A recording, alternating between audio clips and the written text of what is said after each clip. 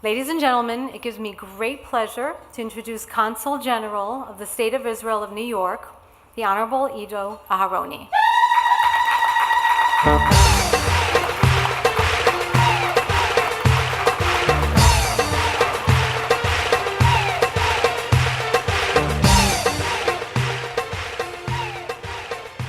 I like the choice of music.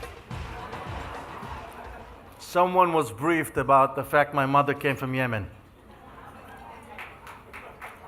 Seriously, my mother came from Yemen, my father came from what is today Uzbekistan. And you know, the one good thing I like about the introduction is that it is very rare for me to be introduced by someone that can actually pronounce my name correctly. My name Ido, actually it should be pronounced in Hebrew Ido. It's spelled I-D-O. Many people, before they see me, they're convinced that I'm a Japanese diplomat. But more seriously, Ido, as you know, I'm sure you know that, there are many people of faith in the room, is a biblical name. And who was Ido? Ido was a seer.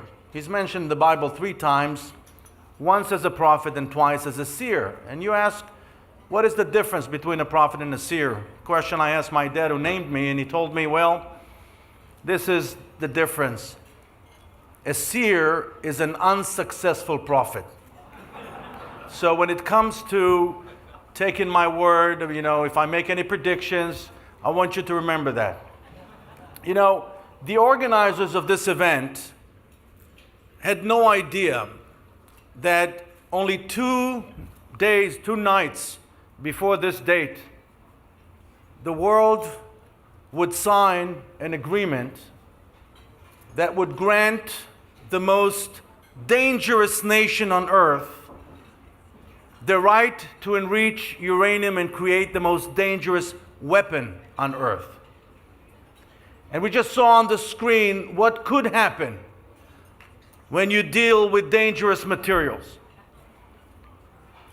And although the United States is Israel's best friend, best ally, and although we do see ourselves as an outpost of American culture and American values in the Middle East, it is our duty to alert the world when we think the world is making a mistake. Iran does not need uranium for peaceful purposes. Iran does not need plutonium for peaceful purposes. Iran is the only country in the world that is openly calling for the annihilation of the State of Israel. It's the only country in the world that is openly denying the Holocaust repeatedly. It is the only country in the world that has a fully dedicated governmental agency titled the Ministry for the Exportation of the Islamic Revolution. And their job is to instigate trouble worldwide. As we're approaching Hanukkah, and Anstey mentioned the purpose of Hanukkah, to celebrate the miracle. The last thing we want is war. Yet the last thing we want is to rely on miracles when it comes to Iran.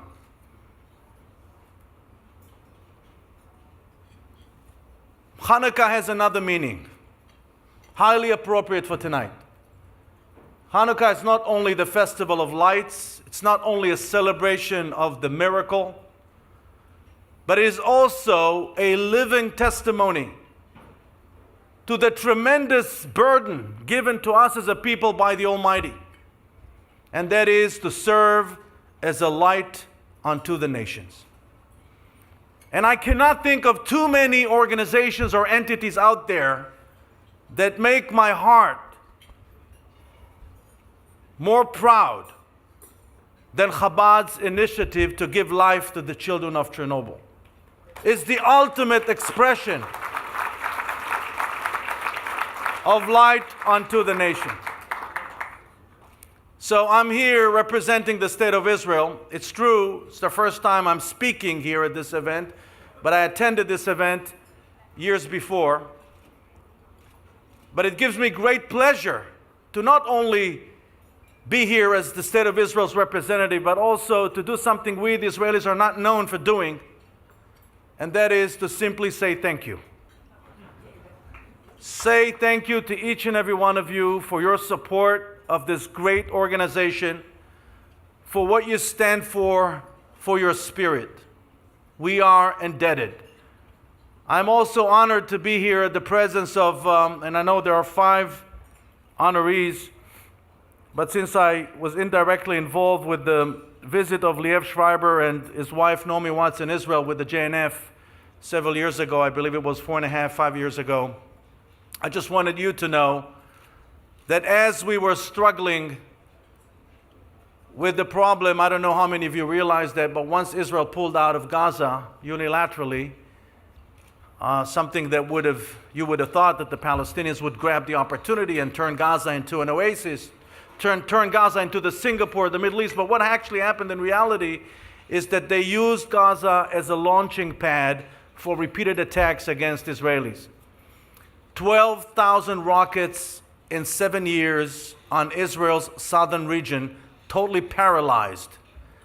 And we needed to draw attention to the fact that the children of Sderot need protection, and the Liev Schreiber and his wife were there, Naomi Watts, with their children, and they came to visit the protected playground that we created for the children of Sderot. I just want you to know that we will never forget the fact that you were there for us. Thank you so much.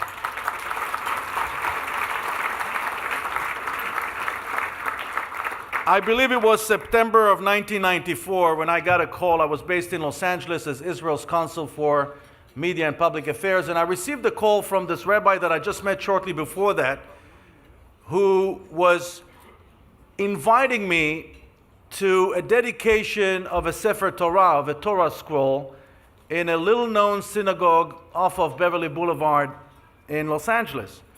And he told me that he really wanted me to come, and I told him, listen, I'm not sure I can make it. And he said, well, if you will come, I promise you I'll put you next to John Voight.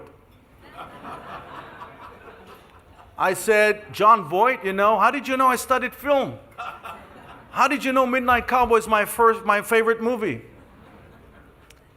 But of course I didn't believe him. I said, those rabbis, they'll do anything to get you, right? So I told my wife, Julie is here. I told her the story jokingly, and I said, yeah, I'm going to meet John Voight tonight. And sure enough, I get there. I think the congregation's name was Etz Jacob or something like that.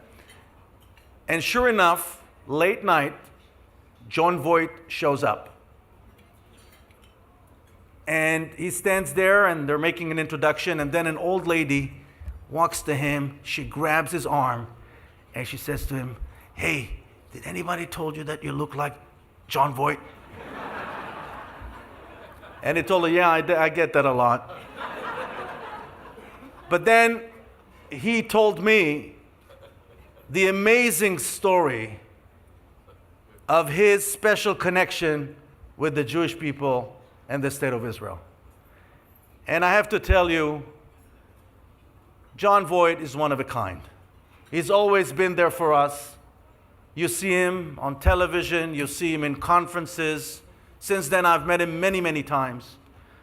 Always able to say the right thing, to stand for the right thing, and to do what is right. Thank you, John Voight.